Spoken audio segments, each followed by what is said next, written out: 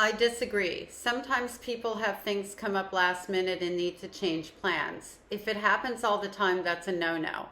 But if it happens a couple of times, that shouldn't be a reason to cut someone off. This seems to be a big problem for you because it's a trigger. It's not a trigger for all. Okay, so I'm a little snarky sparky today. Just warning everyone ahead of time.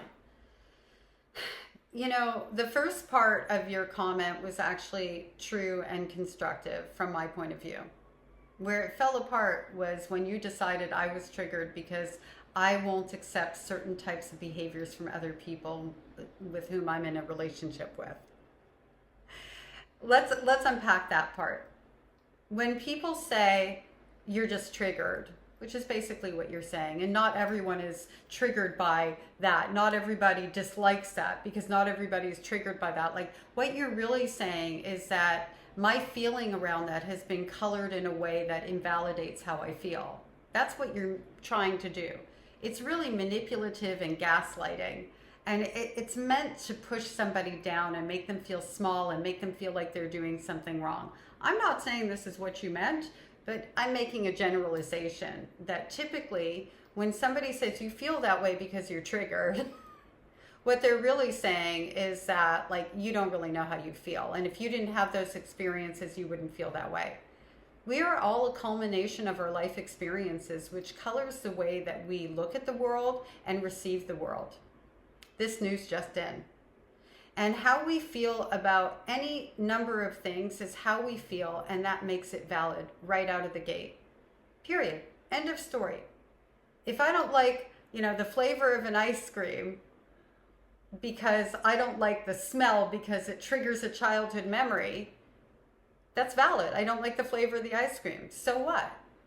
If I don't like when somebody tells me they're going to do something and makes a commitment and even bigger, a promise to me, and then they pretend they never did and they drop the ball and they completely ignore it and never follow through on it, if I don't like that, that's not because I'm triggered. That's because that's really bad behavior.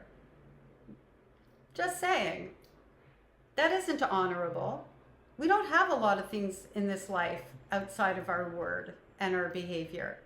Money comes and goes, that sort of thing, right? The one thing that we have ultimate control over is how we show up in the world and what kind of person we want to be and who we represent ourselves as. That's it. Honor. When somebody breaks the plan at the last minute once or twice here and there, and they acknowledge it and they make the phone call or the text and the communication, whatever it is, no big deal. Life happens. Duh.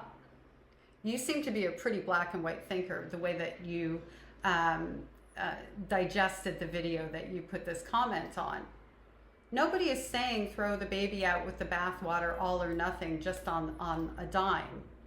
What I was saying was have standards for your relationships and how you want to feel in them, and look at behaviors. And it's not about being toxic. It's not about red flags or any of that. It doesn't have to be so big and definitive.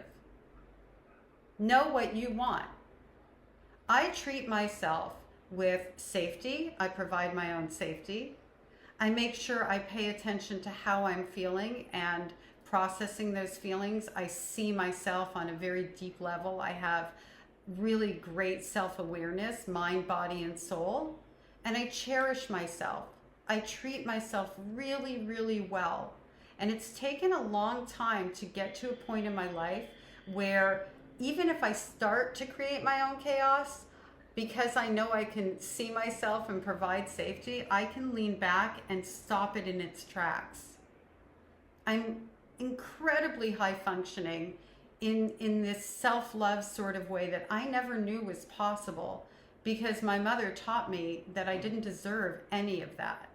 And so the end result of how I've learned to treat myself is that I will not accept being in a relationship with someone who doesn't treat me the way I treat myself.